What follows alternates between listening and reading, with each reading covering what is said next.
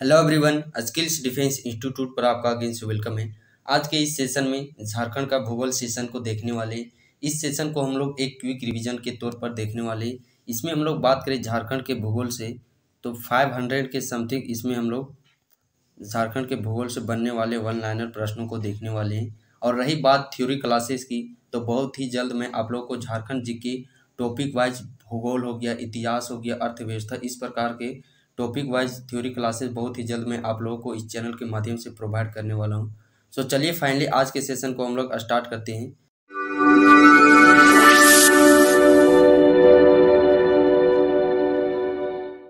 जैसा कि आप देख पा रहे होंगे स्क्रीन पे, झारखंड किस गोलार्ध में स्थित है। झारखंड की स्थिति बात करें गोलार्ध की तो उत्तरी गोलार्ध में स्थित है। अगला प्रश्न है, झारखंड भारत में किस भाग में स्थित है। भाग पूछा जाए प्रश्न में तो उत्तर पूर्वी भाग में, गोलार्ध पूछे उत्तरी गोलार्ध। झारखंड क्षेत्र का निर्माण किस युग की प्राचीनतम चट्टानों से हुआ है। आर्कियन युग की चट्टानों से। झारखंड का कितना प्रतिशत भाग आर्कियन शैल समूह से बना हुआ है। 90%। झारखंड राज्य किन अक्षांशों के बीच स्थित है। 21 डिग्री 58 मिनट 10 सेकंड उत्तरी अक्षांश से 25 डिग्री 18 मिनट उत्तरी अक्षांश के मध्य। झारखंड राज्य कितने से कितने डिग्री देशांतर के मध्य स्थित है। 83 डिग्री 19 मिनट 50 सेकंड पूर्वी देशांतर से 87 डिग्री 57 मिनट पूर्वी देशांतर के मध्य। अगला प्रश्न है, झारखंड का क्षेत्रफल कितना है। 79,714 वर्ग किलोमीटर। झारखंड का नागरीय व ग्रामीण क्षेत्रफल कितना है। नगरीय क्षेत्रफल की बात करें 1792, वहीं पे ग्रामीण क्षेत्रफल की बात करें तो 77,922 वर्ग किलोमीटर। झारखंड का क्षेत्रफल भारत के कुल क्षेत्रफल का कितना प्रतिशत है। 2.42%। क्षेत्रफल की दृष्टि से झारखंड का सबसे बड़ा प्रमंडल है उत्तरी छोटा नागपुर। क्षेत्रफल की दृष्टि से झारखंड का सबसे छोटा प्रमंडल है पलामू। नेक्स्ट प्रश्न है, क्षेत्रफल की दृष्टि से झारखंड का सबसे बड़ा जिला कौन सा है। पश्चिमी सिंहभूम। क्षेत्रफल की दृष्टि से झारखंड का सबसे छोटा जिला रामगढ़। क्षेत्रफल की दृष्टि से झारखंड को भारत में कौन सा स्थान प्राप्त है। 15वां स्थान। झारखंड का निर्माण बिहार के कितने प्रतिशत भूभाग को काटकर किया गया है। 46%। झारखंड का उत्तर से दक्षिण की ओर विस्तार कितना है। 380 किलोमीटर। झारखंड का पूर्व से पश्चिम की ओर विस्तार कितना है। 463 किलोमीटर। झारखंड की सीमा कितने राज्यों के साथ लगी हुई है। 5 राज्यों के साथ। झारखंड का कौन से जिले किसी भी राज्य की सीमा को स्पर्श नहीं करती है। लोहरदगा खूंटी। झारखंड की उत्तरी सीमा किस राज्य से लगी है। उत्तरी सीमा बिहार राज्य से। झारखंड के कुल कितने जिले बिहार की सीमा को स्पर्श करती है। 10 जिलों को। बिहार राज्य के साथ 10 जिले सीमा बनाने वाले झारखंड के ये 10 जिले हैं। गढ़वा, पलामू, चतरा, हजारीबाग, कोडरमा, गिरिडीह, देवघर, दुमका, गोड्डा और साहेबगंज। नेक्स्ट प्रश्न की बात करें, झारखंड की पश्चिमी सीमा किस राज्य से लगी हुई है। छत्तीसगढ़ और उत्तर प्रदेश। झारखंड का कौन सा जिला उत्तर प्रदेश की सीमा को स्पर्श करता है और यह झारखंड का एकमात्र जिला है। गढ़वा जिला। झारखंड के कौन कौन से जिले छत्तीसगढ़ की सीमा को स्पर्श करती है। छत्तीसगढ़ के जिले बात करें झारखंड के तो 4 जिला छत्तीसगढ़ राज्य के साथ अपनी सीमा को साझा करती है, जिसमें कि पहला जिला है गुमला, लातेहार, सिमडेगा, गढ़वा। झारखंड की पूर्वी सीमा किस राज्य से लगी हुई है। पूर्वी सीमा की बात करें पश्चिम बंगाल से। झारखंड के कौन कौन से जिले पश्चिम बंगाल की सीमा को स्पर्श करती है। पश्चिम बंगाल के साथ झारखंड के 10 जिले सीमा स्पर्श करती है। पूर्वी सिंहभूम, रांची, बोकारो, धनबाद, जामताड़ा, दुमका, पाकुड़, साहेबगंज, रामगढ़ और सरायकेला खरसावां। अगला प्रश्न है, झारखंड की दक्षिणी सीमा किस राज्य से लगी हुई है।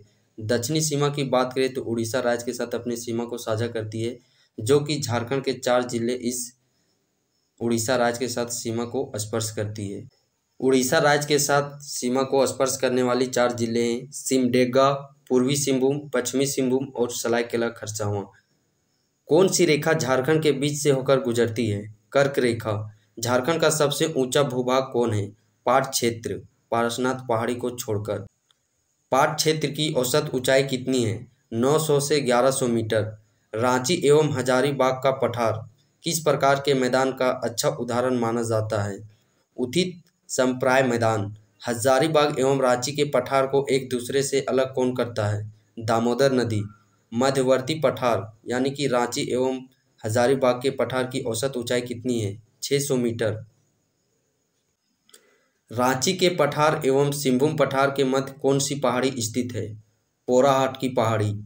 झारखंड की सबसे ऊंची चोटी कौन है? पारसनाथ की पहाड़ी। ऊंचाई बात करें 1365 मीटर, फीट में बात करें 4480 फीट। झारखंड में त्रिकुट चोटी कहाँ स्थित है? देवघर में। झारखंड का प्रसिद्ध पारसी अग्नि मंदिर कहाँ स्थित है? जमशेदपुर में। चावल झारखंड राज्य की प्रमुख खाद्य फसल है, जिसके अंतर्गत फसल क्षेत्र का कितना प्रतिशत भाग आता है? 80%।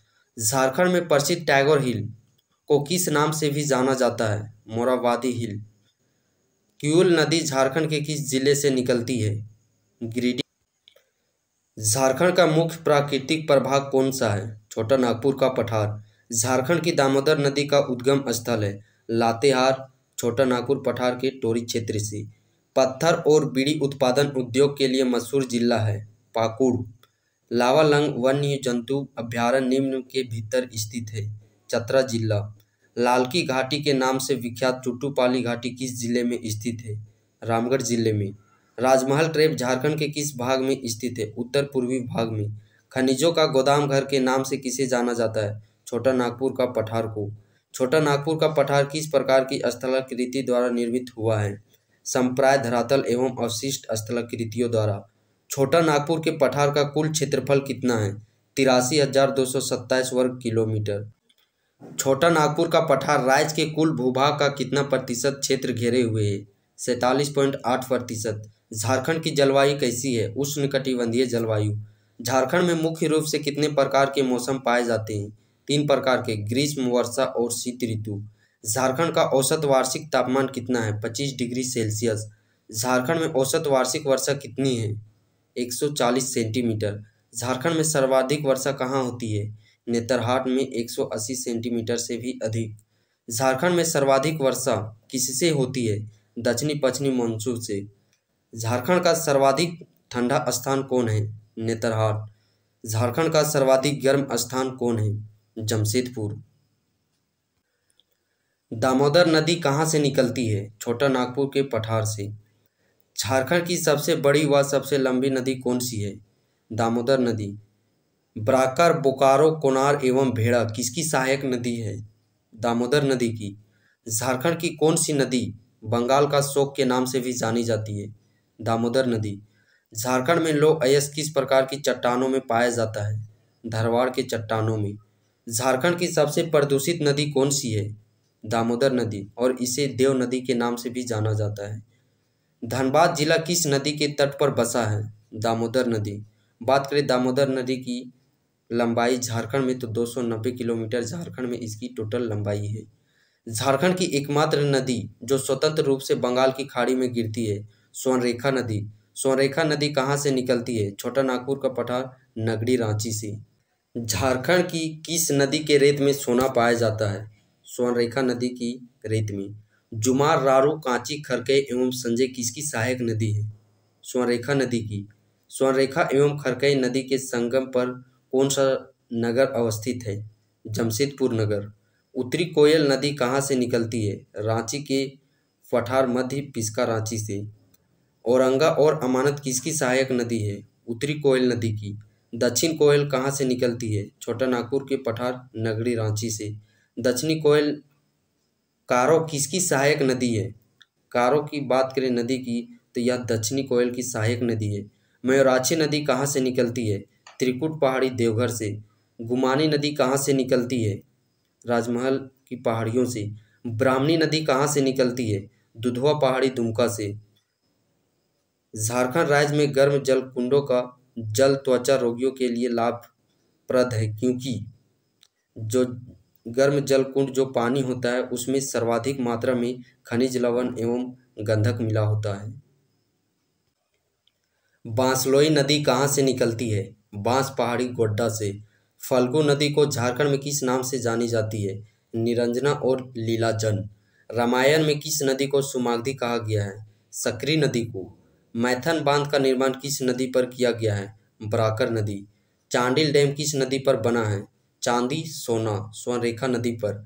गंगा नदी झारखंड के किस जिले से होकर गुजरती है? साहेबगंज जिले से होकर के। तिलैया बांध का निर्माण किस नदी पर किया गया है? बराकर नदी, कोडरमा जिले में। कोनार बांध का निर्माण किस नदी पर किया गया है? कोनार नदी पर, हजारीबाग जिले में। बोकारो बांध का निर्माण किस नदी पर किया गया है? बोकारो नदी पर। बाल पहाड़ी बांध का निर्माण किस नदी पर किया गया है? बराकर नदी पर। बरमो एवं अय्यर बांध का निर्माण किस नदी पर किया गया है? दामोदर नदी पर। झारखंड के किस शहर में दामोदर घाटी निगम का भूमि संरक्षण डिवीजन है? हजारीबाग जिले में। पंचेत बांध का निर्माण किस नदी पर किया गया है? दामोदर व बराकर नदी के संगम पर। भारत की प्रथम बहुउद्देशीय नदी घाटी परियोजना कौन है? दामोदर नदी घाटी परियोजना।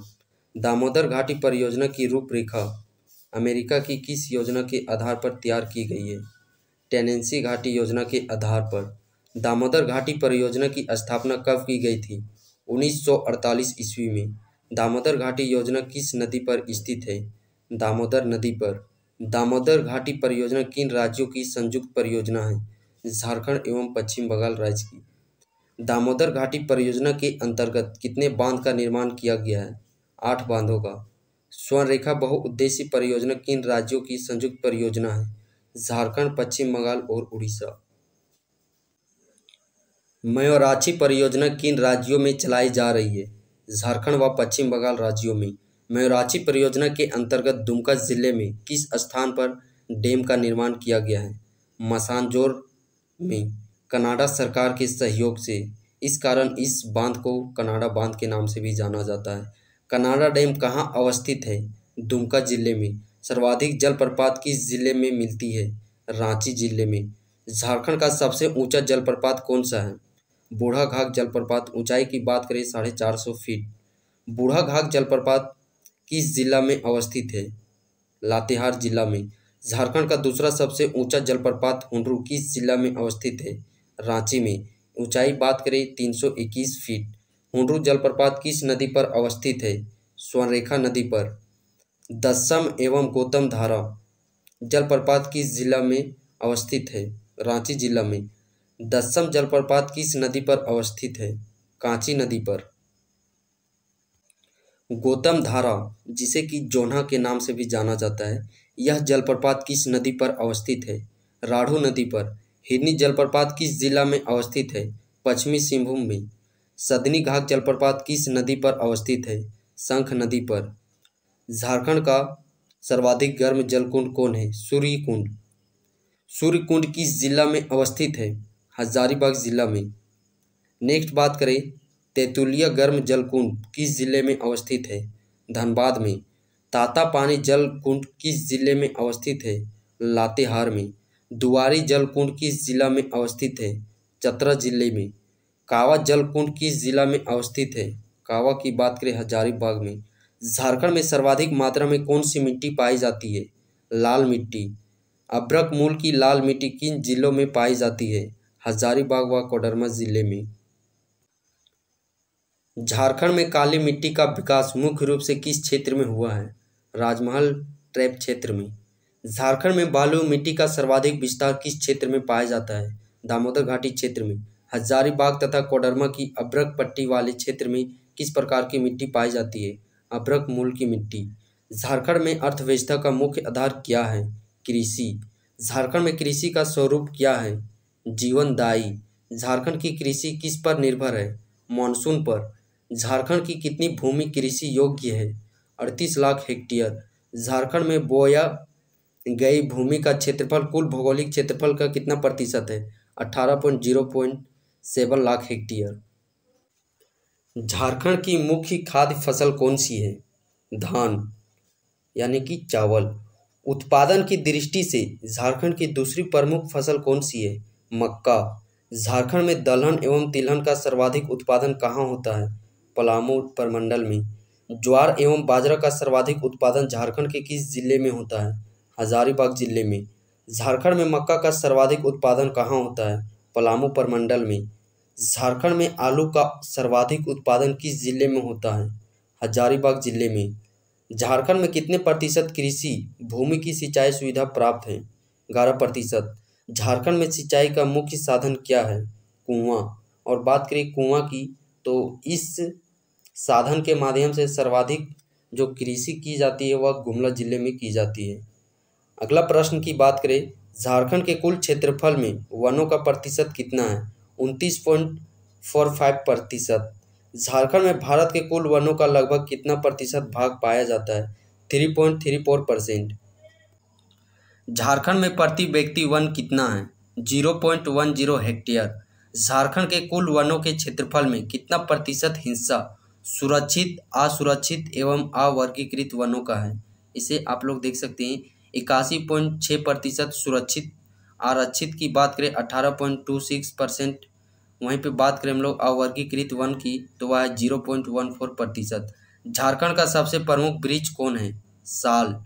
किस वृक्ष को पर्णपाती वनों का राजा भी कहा जाता है? साल को। झारखंड का सर्वाधिक वनाच्छादित जिला कौन सा है? चतरा। झारखंड का सबसे कम वनाच्छादित जिला कौन सा है? देवघर।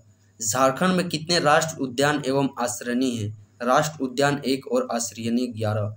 झारखंड के किस पार्क को राष्ट्रीय दर्जा प्राप्त है? बेतला राष्ट्रीय पार्क को।